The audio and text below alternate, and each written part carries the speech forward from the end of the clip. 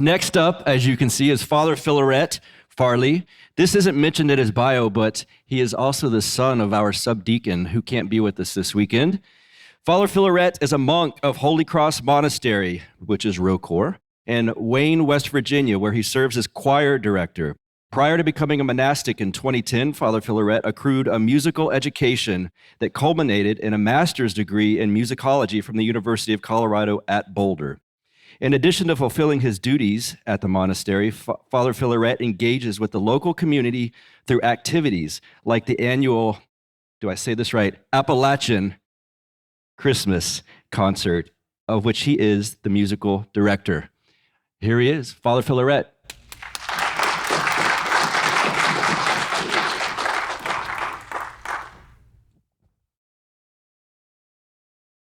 Thank you all very much. I'd like to first say it's an honor to be here with such other distinguished speakers, and with you all. I appreciate your kind attention. Recent years have witnessed a flowering of new Orthodox music in our land. Many fresh compositions have emerged by the hand of both seasoned professionals and those newer to their craft.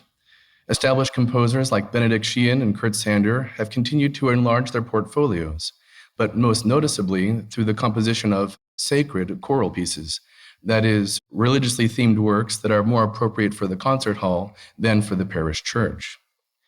Concurrently, rising stars have been broadening the horizons of American liturgical music through other original means. Don Helene's impressive compositions of Byzantine chant for a 4-part mixed choir managed to retain the ancient and mystical qualities of the underlying chant tradition. Likewise, the Jubilee setting of the Divine Liturgy by Mother Catherine Weston showcases hymns inspired by African American spirituals. But the new compositions that have the most immediacy for me as a resident of West Virginia are those newly surfaced works that claim to be, or are labeled by others as, Appalachian Orthodox chant. Appalachian Orthodox chant. What exactly does this name imply? Does it suggest that this music emanates from the region itself and is employed by the Orthodox churches in and around those mountains? Or perhaps this music just sounds like it's from Appalachia. But since a number of musical styles trace their lineage to, or have found a home in, this area, this general regional label is not immediately helpful. Shape note singing, for example, is a far cry from a bluegrass pickin' session. What's more, the terms Orthodox and chant convey certain expectations about how music operates within the framework of the divine services and the effect it has on one's listeners. Do these new compositions possess the appropriate ethos for Orthodox worship? If so, what impact might these new musical styles have on our churches and their people? What's to be gained? What's to be lost? In our time together today, I plan to explore these and other questions, devoting some time and attention to specific musical examples, evaluating to what extent these compositions embody the features and styles of Appalachian musics, plural, musics, and how effectively they function as church music. That is, how well do they supply the demands of and abide by the aesthetics of liturgical hymnography?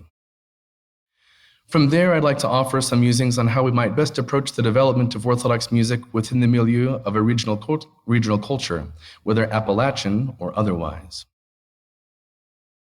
The first task that warrants attention is pinpointing what exactly we mean by the term Appalachia. For the sake of the present discussion, I'll be referring to cultural Appalachia.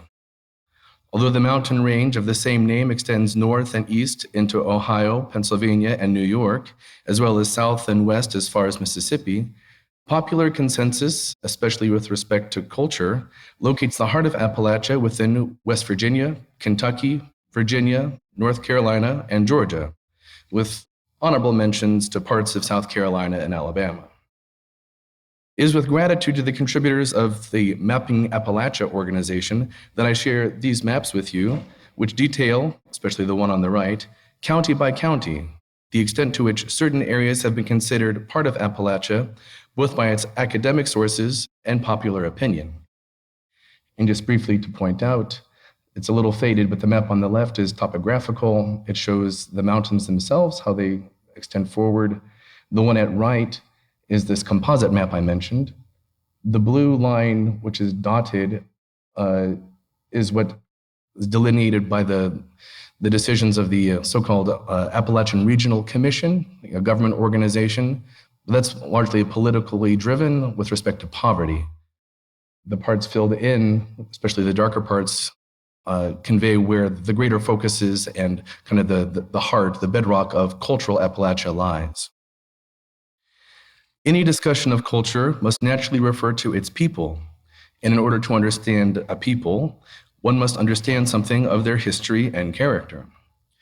The earliest Appalachian people were largely descendants of Scots-Irish immigrants to America who first came to Pennsylvania in the 17th century as indentured servants. When the term of their service expired, they found local land to be too expensive, and so went south into the mountains to settle upon land which was affordable, but also inhospitable and undesirable in many respects. Historian Debbie McClatchy relates that the mountains were characterized by accordion-like steep ridges and foliage entanglements, and were therefore difficult to transverse. Alongside were valleys and hollers full of agriculturally useless soil. Ah, home sweet home. Life in the Appalachian Hill Country was destined to be one of struggle for survival, of hardships stemming from isolation. The relative impassibility of their surroundings created insular communities which had little contact with outsiders, thereby reducing access to commerce, education, technology, and social engagement. The Appalachians thus continued to experience poverty and generally lagged behind the American mainstream. Suffering continued as the region was physically and emotionally scattered by the Civil War's brutal battles, which destroyed farms, killed livestock, and sent Appalachians into further reclusion. Despite the economic improvement resulting from coal mining, logging, and manufacturing of the early 20th century, agricultural woes and unemployment created by mechanization returned much of Appalachia to a state of poverty. But the culture that grew out of such adversity proved resilient. It had to be. Due to the hardships inherent within their secluded environments, these strong and creative people nonetheless needed to rely upon each other, and anything social, including religion, was highly important, producing a deeply religious population. Christianity, chiefly Protestantism of various stripes, has served to undergird the social and cultural framework of Appalachia up to the present day, but so have folklore and the arts, especially music. As McClatchy attests, musical traditions from home were important links to the past that were cherished and passed down to the next generation. Appalachian music, therefore, has prioritized tradition and a sense of home as core values from its very outset, allowing for a robust folk heritage built upon community participation, group enjoyment, and the continuation of the historical narrative. Even within the wider American consciousness, the Appalachian region contains the reputation of being the greatest preserver and cultivator of folk music in America. Singer-songwriter Paul Birch declares that Appalachia is still, for American musicians, a kind of fountain of youth we still always go back to, the old home, placed to a group of artists who represent the quintessence of American independence, as well as fortitude, genius, and madness. Now let's get down to the business of exploring the stylistic features of Appalachian music, identifying its general traits, and what makes it distinctively, or at least distinguishably, Appalachian. In attempting to answer these questions, I'll select some key elements of music, offer definitions where necessary, and apply these lenses to Appalachian music, with an eye to the church music that we'll be subsequently examining. Since Appalachian culture has birthed or informed multiple styles of music, it is the region's older, traditional folk music that I'll be using as the main point of reference. That being said, I'll also provide musical judgments that take into account consideration of old-time music, a blending of the earlier tradition with vaudeville and African American styles, and bluegrass, as both of these musical styles possess strong folk associations and are frequently conflated with the older forms. Perhaps the foremost facet of musical identification is instrumentation. What could be a greater cultural signifier for Scottish music than the bagpipes, or the sitar and tabla for India? Likewise, the banjo and fiddle are iconic instruments for multiple music traditions found within Appalachia, and other stringed instruments like the guitar, mandolin, and dulcimer have clear associations. Interestingly, because of their portability and ease of construction, these instruments took hold in the Appalachian Hill Country. Instruments that were popular in other parts of the nation at the time, like the piano, was obviously impractical for the geographic setting of the people in question. But since we'll be looking at hymn settings that are intended to be purely vocal, we can leave aside the consideration of instrumentation. Likewise, the given language in which one sings and the subject matter of a song's lyrics also express social significance and serve to situate that song within a specific cultural extent and context. A mariachi tune, not sung in Spanish, loses something of its authenticity, as does an American country song that speaks of skyscrapers and traffic jams without a remorseful pining for the simplicity of rural living. Here again, we may limit our discussion. The primary language of Appalachian music is English, unless you consider mountain talk or Southern as reasonable contenders. And English is the language of the new Appalachian chant settings under scrutiny, whose texts are stipulated by the Orthodox hymnography that they set. With respect to rhythm, Appalachian music span quite a spectrum, from the slow, free-flowing ballads of solo singers to the upbeat, driving rhythms of bluegrass bands. A commonality among many musical styles is a clearly defined pulse, indicating the beat, and corresponding meter.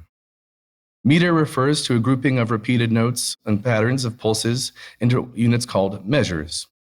Much of Appalachian music can be viewed as being in the common 4/4 meter, where there are 4 beats in each measure, the first of which receiving some sort of accentuation to indicate the start of the measure. So basically, if you're having a pulse here,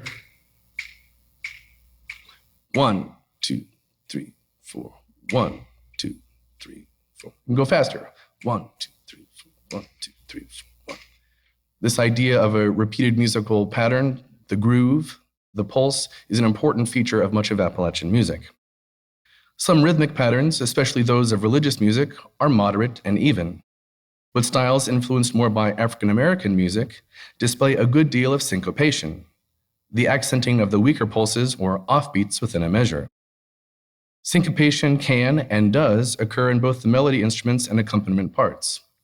And to demonstrate this, again, if we have our pulse, maybe here, there'd be another instrument. I'll sing something just to provide something that is clear. Slow it down. Here's the pulse. I can be with it, bop, bop, bop, bop, or against it. Bop, bop, bop, bop, bop, bop, bop, bop, bop, bop. This type of rhythmic offset is what's called syncopation. Broadly speaking, we'll consider syncopation to be indicative of Appalachian musics, and we should listen for it when we examine our case studies. Appalachian harmonies often follow the traditional 4 and 4-note chords of European classical music. However, many of the chordal relationships found in the Appalachian traditional songs often created a more modal sense of harmony, where tonal centers don't possess much musical gravity, as is in the case of Western classical music. Due to the influence of Scots-Irish pipes, a drone effect was also cultivated. This sound was absorbed into certain types of fiddle playing, where the player alters the tunes of his strings to be an important note in a given key. These being the root and the fifth in particular, for those of you who are musically literate. This simplifies the technical demands of playing and allows his tune to sound full, even when playing solo. Perhaps borrowed from this influence, many vocal harmonies tend to feature sonorities that were wide or hollow, emphasizing open and strong fourths and fifths instead of the thirds that indicated whether the chord was major or minor. I apologize for the technical jargon, but it'll hopefully make sense once we actually start listening. Accordingly, large swaths of older traditional music include implied harmony, where the listener perhaps infers the sound of a given chord to be a major or minor one, even though only the notes being sounded were neutral. Although there were many tunes that employ a wider range of notes, Appalachian music commonly uses melodies constructed with the pentatonic scale. Okay, now we're going to really get into some minutiae, but it's useful. Simply put, the pentatonic scale is comprised of 5 notes, or 5 tones, hence pentatonic. The term applies not just to any collection of 5 notes, but specifically to a reduced version of the standard 7-note major and minor scales found in Western music. These intervals correspond to the black keys on the piano. You can think about all the songs that you've tinkered with over the years or heard other people. There are major or minor pentatonic scales, but their relationship to each other is so close that the tonal sense can be easily shifted based on which notes of the scale are emphasized in the melody. Before saying anything more, I'd like to share a short video clip that will hopefully demonstrate just how familiar you all are with the sound of the pentatonic scale, even if you didn't know it by name. About expectations? Expectations. Watch. Ba, ba.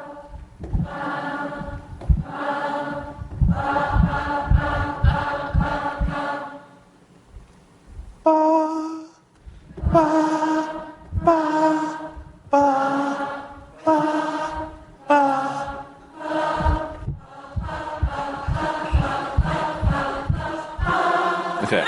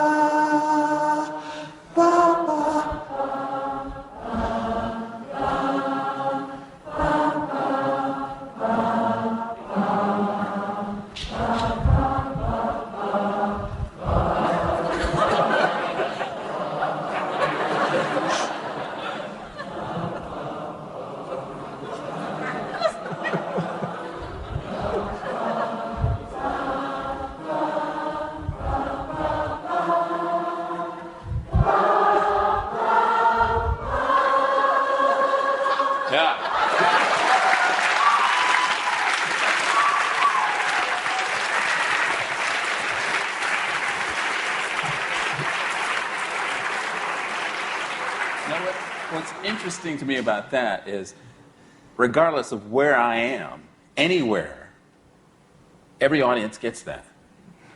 But it doesn't matter, it's just, the pentatonic scale for some reason. Bobby McFerrin, who led the audience in that experiment, is indeed a world-class musician who has traveled over the globe. So that's a very useful identifier for us.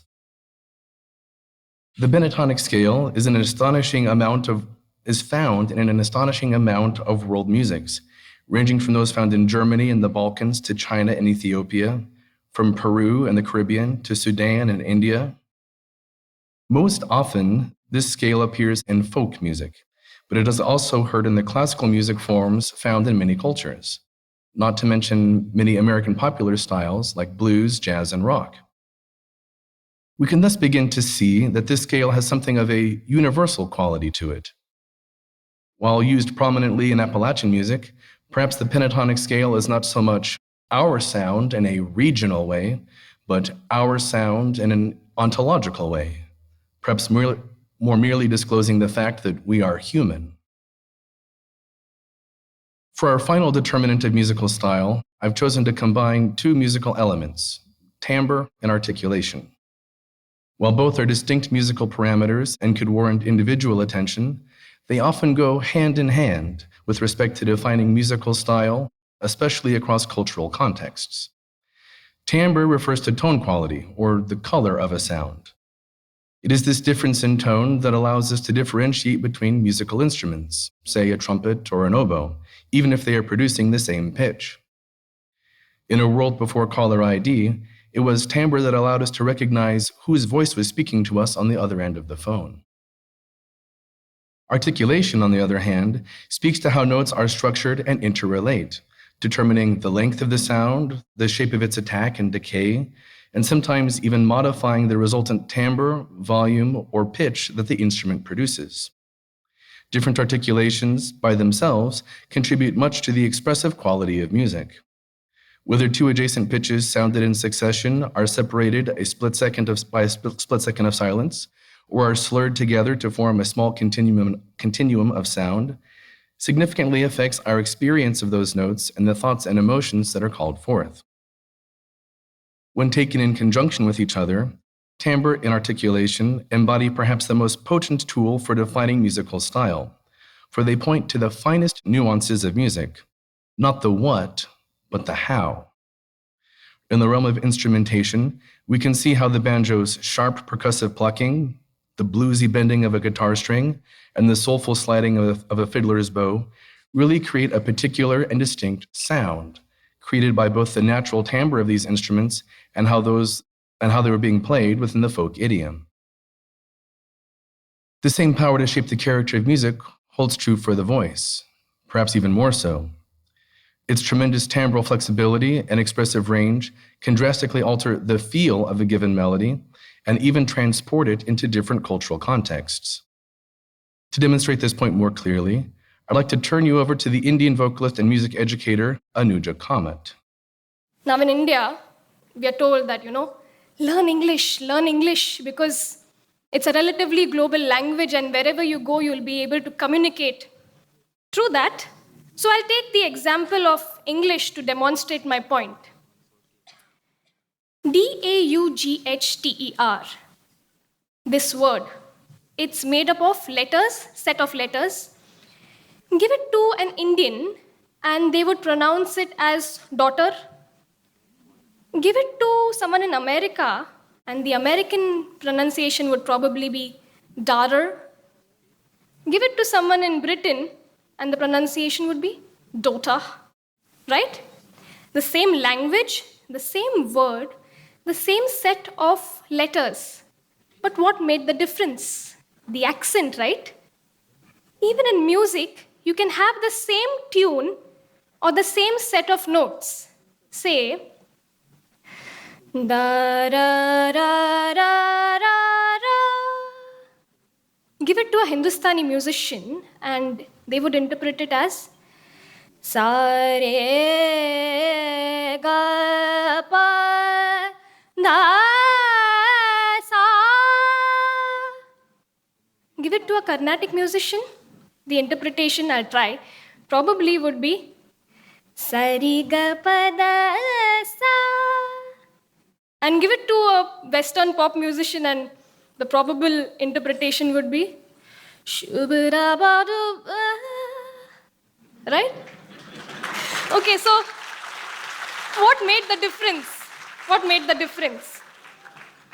It was the way in which the tune was approached, the way in which the notes were pronounced. In language, that's accent, and in music, it's called, we can term it as musical intonation. Kamat's use of the term intonation is a problematic one, for the common definition of this word in musical contexts generally refers to pitch accuracy, and so I chose not to adopt it. However, her adept vocal modeling illustrates how the mere notes on the page of sheet music only convey a limited amount of the actual music that we hear. So much more is contained within the performance of the music, within the details of musical expression. And as a quick side note, the pitches that she used in her example were the pentatonic scale. Traditional Appalachian singing features a range of expressions, but many are full voice and characterized by a bright and penetrating nasal timbre that can be heard over the instrumental accompaniment or across the holler. Melodic ornamentation and vocal improvisation, descendant from Celtic ballads, still constitute a key aspect of Appalachian vocal style. Drawing from African American influence and the examples of stringed instruments, singers started to slide between notes to achieve a rougher, looser, more rural quality. And interestingly enough, yodeling introduced by German and Scandinavian immigrants broadened the array of vocal techniques and increased the use of falsetto. To recap, while distinct instrumentation clearly signals musical style and cultural association, it is irrelevant within the context of an a cappella Orthodox hymnody. Instead, our examination of Appalachian Orthodox chants will focus on the following key stylistic features: syncopated rhythms that accentuate the offbeat, drone tones and open, incomplete harmonies that possess a hollow or neutral character, melodies heavily reliant upon the pentatonic scale, and, since performance is a significant determinant of style, vocal expression that includes a bright timbre, ornamentation, and maybe even a little twang. With these tools at our disposal, I thank you for your patience. Let us proceed. So I chose 5 musical examples, some of which you may have encountered before, some relatively new from earlier this year. And I wanted to briefly survey them by way of introducing them to you, and then as the foundation for the investigation, the more abstract theological part that will come later. The first piece is the one that started it all off, at least with respect to Appalachia. It's Vladimir Morrison's setting of Christ is Risen. It's commonly known, at least within certain circles, and a number of parishes already have started to sing it.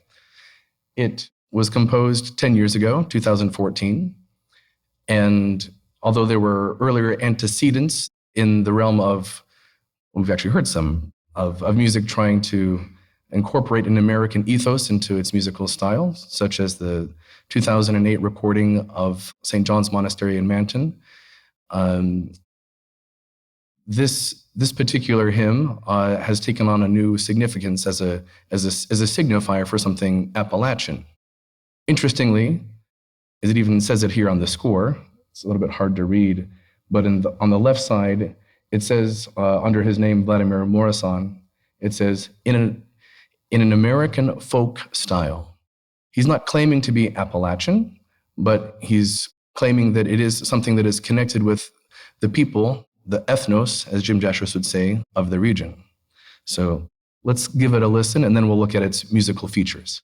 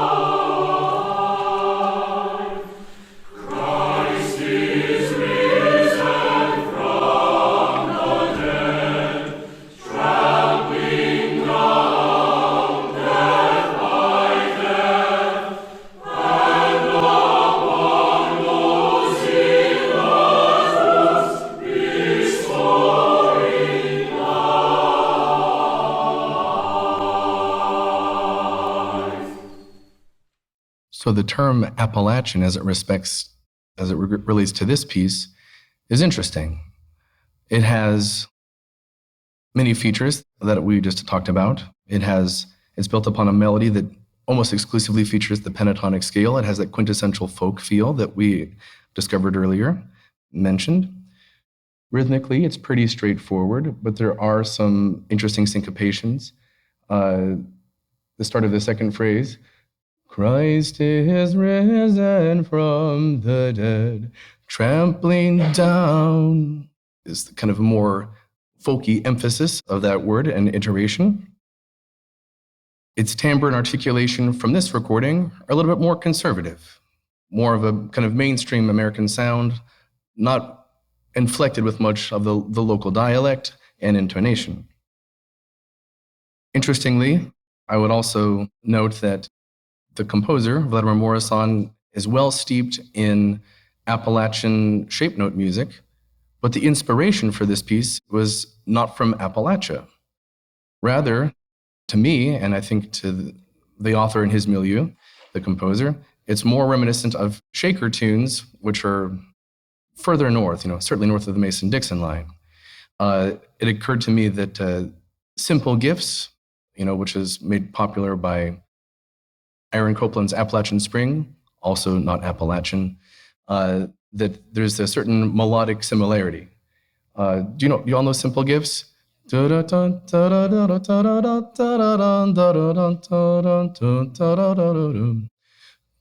is risen from the dead, trampling down death by death. I took it too fast for that one, but the actual melodic features are very similar. Okay, let's move on for now. Anyone recognize this clip? All right, so we'll hear a part of it. This is a setting of God is With Us from Great Compline, and it's sung by, in this video, two seminaries at St. Vladimir's Seminary. The one on the right is now Father Gregory Potter. And as a preface, I reached out to him to confirm the rumors that I had heard. Where did this idea come from? What inspired you? What was your compositional process? Well, it's not the most glamorous, but it's yielded an interesting result. Thinking about with their friends and talking about the film "Oh Brother, Where Art Thou?" and there's a song called "Oh Death," sung by Ralph Stanley. They were musing as they were about to go into choir practice what it would be like to sing the God is With Us hymn that they were about to go practice in the style of Ralph Stanley. This is what came of it. Commit yourselves, ye mighty ones, for God is with us. If again ye shall rise up in your might, again shall ye be overthrown, for God is with us. If any take counsel together, then shall the Lord destroy. For God is with us. Etc. On and on. Interestingly, this particular tune, this composition, has found a home in parts of our region, my region, a little bit further north in Texas. The Church of St. John of the Ladder in Greensville, South Carolina, does a much larger, more polished version of this in a grander context. So it's catching on. There's some popularity. But with respect to its Appalachianness, I want to highlight a couple of things. One, the melody. Can you guess what scale it employs? Pentatonic, right? Catching a theme here. Very good. And rhythm is actually different. So earlier I mentioned more of the Appalachian propensity for having a metered kind of fixed feel. This is a little bit more loose, related to the declamation of the text, more of an Orthodox feature, as we'll talk about more later. Harmony-wise, it uses a drone, one note, like an eson perhaps. It changes and comes back. So it's an interesting idea that is, this actually, the way that they sing it is a little bit more common within Appalachian folk music, but it doesn't sound necessarily Greek to me, but there's certainly that point of contact. And then finally, Timbre and articulation, which was the whole point of the experiment, was to cultivate a particular style, to locate our ears within the framework of, backwoods, southern Appalachian hills with a good old nasal goodness. All right, next example, please. This Trisagian hymn is set by a young composer. Interestingly, I'll mention this, I should have said it earlier. He lives in Boston, and as you can perhaps glean from his name, Stavros first, that he is of the Greek extraction. And we'll hear some aspects of that in his music. Spoiler alert. Let's just hear it first.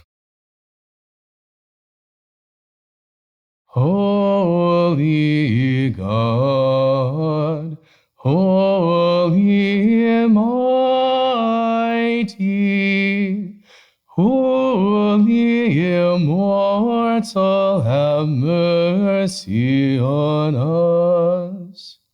That's the first little bit. It repeats. Third time is a little different.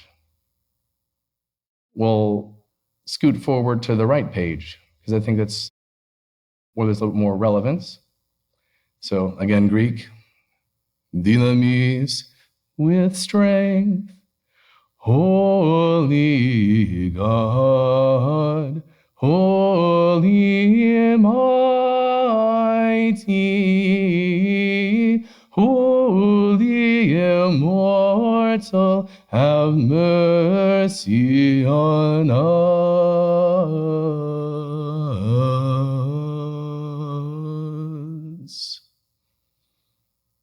Very Greek ending, quintessential Byzantine chant. I apologize for the lack of audio recording. The version that it has includes the embellishments, the very Byzantine ornamentation. It's indicated, if you see on the top of the right page, there's a little squiggle over the last note on the far right. And the next line down, the definitive recording, as it were, clearly betrays a Byzantine background.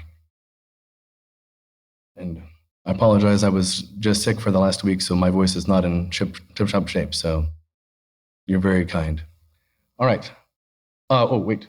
So, also not heard, because it was a solo rendition, the accompaniment part is very static with respect to motion.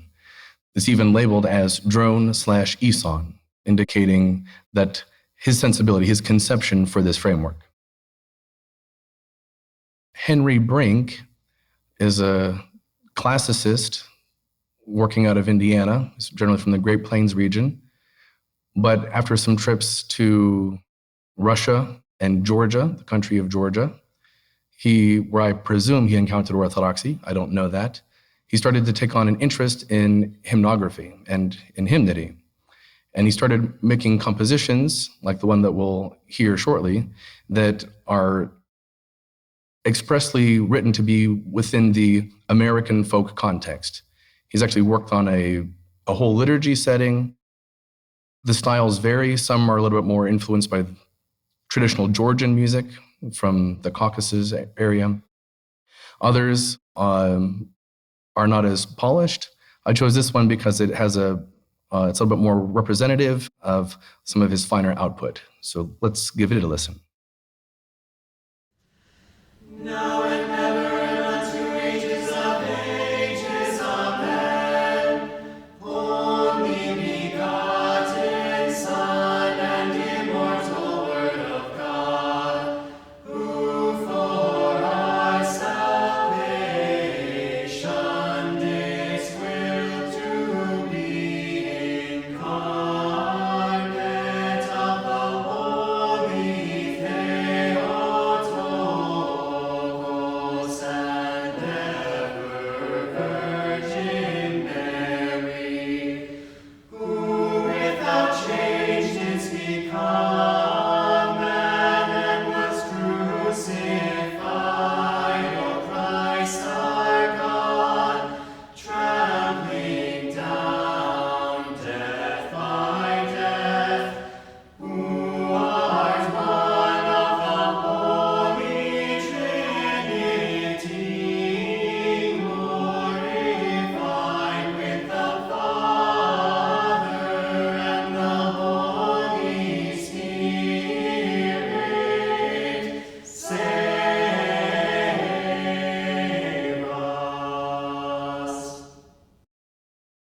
As sung in the recording we just heard, there's a mixed choir, soprano, alto, tenor, and bass, 2 women's parts, 2 men's parts, and they split the 2-part music. So the sopranos and tenors sang the melody, altos and basses sang the accompaniment part.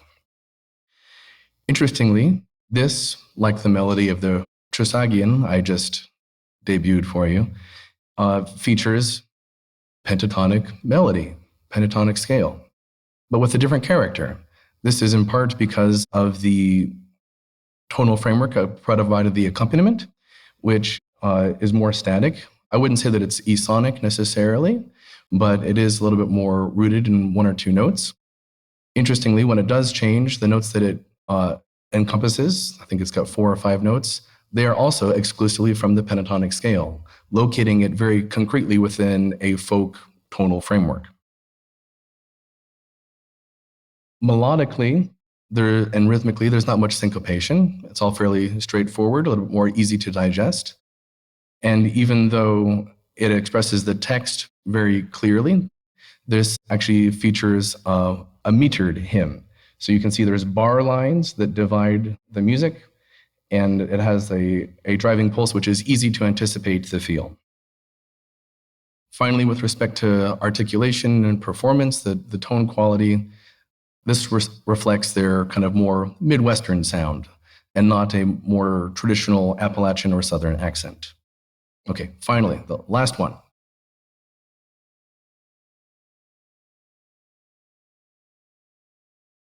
This one is a communion hymn, a kinonikon, from the head of Ilaria O'Keefe, who is one of the main choristers at the St. John of the Ladder Parish in Greensville, South Carolina, the same church that has emphasized and made popular the God is with us setting that came from the 2 seminarians. She's one of the more outspoken, I shouldn't say outspoken, that's wrong, but she's a more enthusiastic proponent of the cultivator of Appalachian Orthodox music. And let's just hear her piece now. The Lord has chosen Zion. He has desired it for his habitation.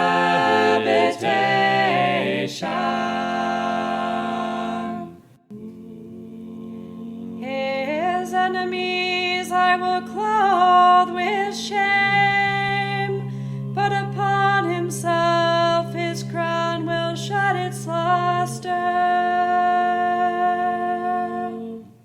The Lord has chosen Zion.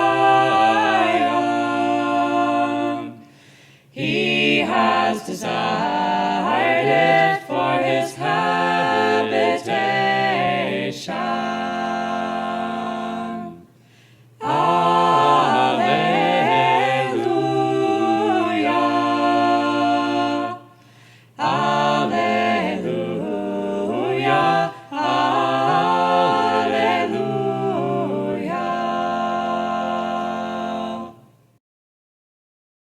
What's the first thing y'all notice?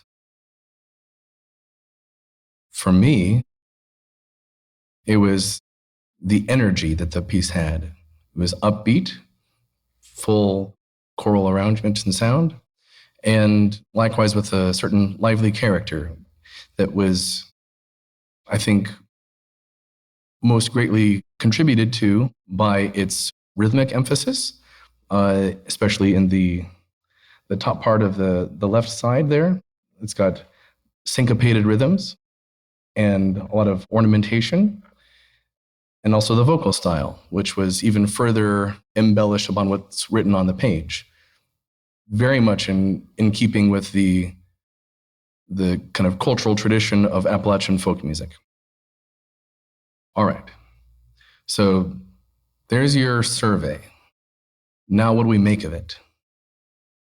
At the beginning of my talk, I indicated that I wish to explore just how reasonable the appellation of Appalachian was for these compositions. And from our brief survey of them so far, we can see that to one degree or another, they each contain various qualities that connect it with the Appalachian folk music tradition. To complete the second part of the evaluation of the musical identity of these pieces, however, we will now need to turn to the question of how orthodox these pieces may be, and what implications such grounding might entail. Orthodox liturgical music is functional music. In contrast to pure abstract music composed solely for aesthetic reasons, music for music's sake, functional music, as its name denotes, is created in order to accomplish a certain set of extra-musical goals, often within a social context. Accordingly, such music also must manifest certain stylistic and formalistic features if it is to be successful in achieving its aims. Liturgical music has as its primary purpose the facilitation of worship. We knew that, through satisfying both the ritual demands and the aesthetic criteria placed upon it. That's important. A hymn's relative duration and musical complexity are determined by its liturgical genre, Irmos, Troparion, etc., and its placement within the grander context of the church service. The Cherubic hymn, for example, presents a short text, which is intended to accompany a large and fairly lengthy set of liturgical actions and prayers said privately by the clergy. A longer, more contemplative setting is needed. Conversely, Stichira, sung at Vespers, can be expected to move along less ponderously, often in an unmetered setting that allows for a more fluid and speech-like declamation of the text. Indeed, central to the Orthodox understanding of singing is the prioritization of liturgical texts over purely artistic musical ideas. Vladimir Morrison writes that the ideal purpose of a liturgical melody is to impart a heightened utterance to the text, mirroring and intensifying the oral contour of the individual words and syllables, emphasizing important words and phrases, and occasionally highlighting key words, as well as names and concepts. Nikolai Lasky distills this concept even further. The music does serve the word, but more precisely, the word and music must be one. Given this focus upon words and the meanings they convey, it is perhaps unsurprising that our worship stipulates a purely vocal rendering, for only the human voice can articulate words and thereby impart the ideas enclosed within our rich liturgical texts. But within the realm of aesthetics, the Church asks liturgical music to elevate the listener in profound ways. Father Yvonne Moody reminds us that the divine liturgy is the presence of the kingdom of God, and therefore the place in which God's beauty is most fully realized on earth. Such a conception logically requires that every element that that every element of that liturgy participate in that beauty in order to be theophonic, in order to reveal God. Church music, therefore, is called to reflect, reveal, and embody aspects of divine beauty, even if only through a glass darkly. However modest our singing might be, our hymnody is to mystically represent the cherubim, and thus make manifest the church here on earth as the body of Christ. From this, we can glean that there exists some level of inherent tension, at least conceptually, between music that seeks to approximate the refined and spiritual music of heaven and music that emphasizes the corporeality and earthiness of this world. In that Appalachian traditional music so wonderfully embodies the American folk tradition with its driving rhythms, lively syncopations, emblematically human pentatonic scales, and raw vocal style, we can make the assertion that its iconic function might rather be to reflect humanity in everyday experience.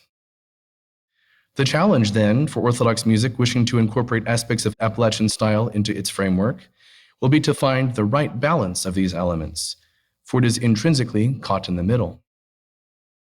Accordingly, musical features that reverently evoke the sublime or echo the rich heritage of liturgical music serve to signal its orthodoxy. Conversely, if the features of folk music become overstated, we run the risk of creating music that is literally too down to earth. Semantics aside, perhaps the greatest liability for a prospective Appalachian Orthodox church is an output that is too lively or engaging for the liturgical context, one which draws our attention away from contemplation and prayerful entreaty. Too great a rhythmic drive, for example, might insult might incite the impulse to tap our toes, were we not already standing. A vocal production that is overly stylized, even if not contrived, might call undue attention to the singer and away from the words that she sings. Archbishop of Verki Tashev, of blessed memory, cautions us against the pitfall of being seduced away from sincere prayer by fixation on the music. He writes, "Many begin to come to church not for prayerful participation in the divine services, as in the common action of all the faithful, but only to listen to beautiful singing, in order to experience aesthetic pleasure, which is, unfortunately, accepted by many in our time as a prayerful feeling. This leads to a greater and greater departure from genuine church-mindedness and the understanding of the divine services as well." In spite of the challenges they present, these aesthetic obstacles need not necessarily preclude the incorporation of any Appalachian musical features into Orthodox liturgical worship. Rather, the composer and performer must each employ sensitivity and selectivity regarding which musical elements and to what degree they manifest within a given hymn. Ultimately, it is the Church, in her wisdom and through her pastors, who arbitrates what music is sanctioned for use in divine worship. Accordingly, acquiring the church-mindedness that Archbishop of Verki referenced stands to increase the chances of success, both in terms of Appalachian-inspired pieces finding their way into the repertories of parish churches, and more importantly, in the sanctification of ourselves and those around us. Cultivating the mind of the Church, in Orthodox phronema, is a lofty and expansive pursuit, in which one aspires to live out the one true faith in the correct manner. With regard to developing a prospective new Orthodox musical style, the heart of the matter lies within finding the right balance between tradition and innovation, between the familiar and the new. In the following reflection, Father Sergei Glagoliev, one of the premier American Orthodox composers of the past few decades, poignantly demonstrates a grounded Orthodox approach to music composition. What must be iconically recognizable in liturgical music, it seems to me, is both the sense of continuity and familiarity. This does not mean there is no room for creative composition, however. Clearly, one can see the creative talent that is distinctly Andrei Rublev, the Russian iconographer. Yet the God-inspired and blessed creative genius of this holy iconographer never contradicts the continuity that makes an icon recognizably an icon throughout the ages, regardless of period and style. Now, the sense of the familiar, he continues, is achieved not by copying. The mark of familiarity in liturgical music may well be that which is contrary to the tradition of the Renaissance. Liturgical composition is never meant to be the vehicle by which the composer simply expresses him or herself. One of the greatest blessings I receive, continues Father Sergei, one of the greatest blessings I receive is when someone says of my writing, yes, it's new, it's contemporary, and it's different, yet somehow it sounds familiar. May it please God that what is meant by this is that what has been written is recognizable in the continuum of sacred singing in the Orthodox Church, and that I, says Father Sergei, did not get in the way. I'd like to call your attention to Father Sergei's humility, his sense of ministry to the Church, and the implicit sense that his work constitutes an offering to the Lord, the musical equivalent of the widow's 2 mites. I would also underscore the fact that he is content, nay, pleased, that his compositions could be merely the next iteration within the evolving continuum of Orthodox hymnody. This attitude reflects a historical consciousness about the evolution of Orthodox music traditions within cultures, a sentiment that would well resonate with Appalachian folk traditions prizing of the continuing of the historical narrative that I mentioned earlier. Father Sergei references an all-encompassing continuum of Orthodox music, which is appropriate to the universality implicit within the one holy Catholic and Apostolic Church. However, with respect With respect to the continuum of a region's local music, folk or otherwise, each expression is rooted in a particular geographic, historical, and cultural context. When the tradition of Orthodox music encounters the music of the culture undergoing conversion, we inevitably find that a new music emerges, a third musical tradition, one which is deeply indebted to each of the traditions that birthed it, much as how a child reflects shades of its parents with respect to appearance, mannerisms, and values. It is with this backdrop in mind that I wish to return to the discussion of Appalachian Orthodox chants, not as individual pieces, but as a hopeful idea within the larger landscape of an indigenous musical tradition. If an authentic Appalachian Orthodox music tradition is to emerge and persevere, we might well ask, what will it look like? In our postmodern world, where musical styles from around the globe can be instantly brought into the home via the internet, and stylistic crossover is pervasive regardless of genre, I take the blending and expansion of musical styles to be something of a given, though the particulars of the exact expression remain to be seen. However, this same free market, liberal access to musical content comes at the price of understanding its grander cultural significance and its ability to healthily continue within that context, let alone bring people to God. Accordingly, I would like to reframe our inquiry to ask how we, as those involved with the nuts and bolts of its development, might best transmit the right procedures and processes for a successful Orthodox musical tradition to emerge. To revisit the artistic conception that Father Sergei Glagoliev modeled earlier, it becomes clear to me that he has the right approach, the right idea of guardianship of our musical tradition. He views himself as not a sacred artist, but a sacred artisan, a craftsman who is concerned with the functionality of his product as much as with its novelty. Likewise, a church-minded approach to liturgical singing requires the artisan's touch, engagement with the physical demands of the craft, such as clear enunciation and breath support, and with the creative agency that inherently required bringing the music to life. Many aspects of a musical work may be stipulated by the composer through musical notation and textual annotation, but as we learned today through my little performance, the performer must manifest it within a particular time and space, giving it a unique life of its own. As the words of the liturgy transcend time and mystically join us to the ongoing heavenly doxology, liturgical singing thus takes on an incarnational dimension, whereby we somehow enflesh the sacred words of our hymnography in sound. And as Anuja Kamat, our Indian instructor from earlier, helped establish for us, the way in which music is approached, the manner in which one sings, contributes much to the way listeners perceive and relate to the sounds. Accordingly, Orthodox singing must prioritize an expression that seeks to instill a prayerful spirit consonant with the textual sentiment, whether it be compunctionate or doxological, coming from a place of awe. And it is here that I'd like to turn the tables and ask the questions.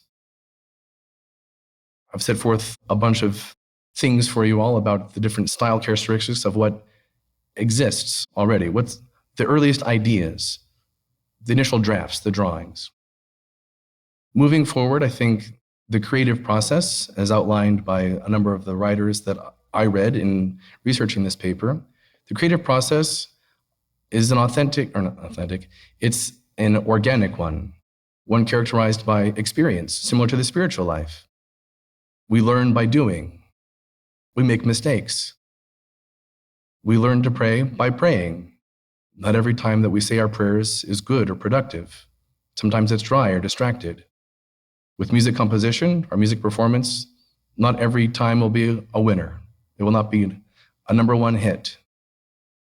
But through the life of the church, again, through our collective participation and through a prayerful encounter and approach to how we are composing music and performing music, and we ask God to bless our intent, I think that God will show us the way. I just said that we would ask the questions. So the questions for you all then become, what do you want to see? What do you want to hear? What is the right balance? As I said, the pastors are the ones that are chiefly laden with this, but they also reflect the consciousness of the people. So I ask you to forgive my ramblings here, but to thoughtfully consider the aesthetic choices and the practical considerations of how we might move forward in creating an American, Appalachian, Southern musical tradition. And I look forward to discussing this further with you at our Q&A session, our panel discussion, in a little while. Thank you.